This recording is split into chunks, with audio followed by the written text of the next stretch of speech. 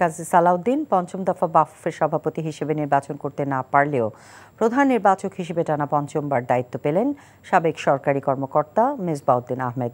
এমন সিদ্ধান্ত এসেছে বাফুফের নির্বাহী কমিটির সভায়।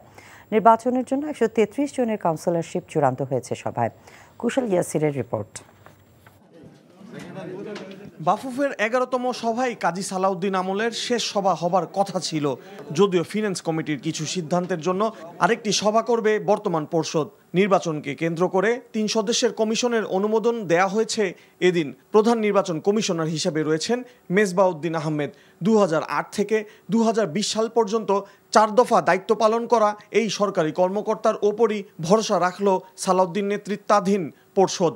মেজবাউদ্দিন সাহেব উনি আগেরবারও নির্বাচন কমিশনার ছিলেন। উনি সরকারি চাকরি শেষ করেছেন নির্বাচন কমিশনের একজন সরকারি কর্মকর্তা হিসাবে।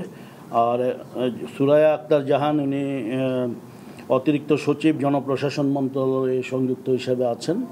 জনাব AKM এহসানুর রহমান, এই 3 জন আমাদের এই নির্বাচন যেটা 26 তারিখ অনুষ্ঠিত হবে সেটা কন্ডাক্ট করবেন। সবাই 133 জনকে কাউন্সিলরশিপের অনুমোদন দেয়া হয়েছে। নির্বাচনী যে আপনার লিস্টটা, সেটা ভোটার লিস্টটা আজকে অনুমোদন দেওয়ার বিষয় ছিল। 133 জনের যে লিস্টটা গতকাল আপিল কার্যক্রম শেষ হওয়ার পরে ওনারা বোর্ডে উপস্থাপন করেছিলেন, সেটা আজকে আমাদের এখানে বোর্ড থেকে এই 133 জনের সেই লিস্টটা অনুমোদন দিয়েছে।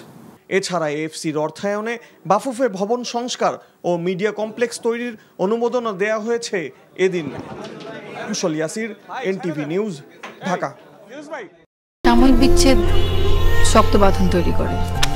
মানসিক দৃঢ়তায় আমি লোহা আগুনে পুড়িয়েছি ভালো কিছু পাবো বলে। তোর মধ্যে কোনো গলদ নেই। আমার ভুল থাকতে পারে, আমার মধ্যে মিথ্যা নেই। ওরা কি বললো না বললো তাতে কি তোমার এমন রিয়েক্ট করতে হবে? তুমি সব সময় ভালো মানুষ হয়ে থাকতে চাও, তাই না? সবাই ভালো মানুষ, তুমি অযোগ্য। বাসে না কেউ ভালো, ডাকে না কেউ কাছে, তোমায় মনে করার কারণ খুব আছে।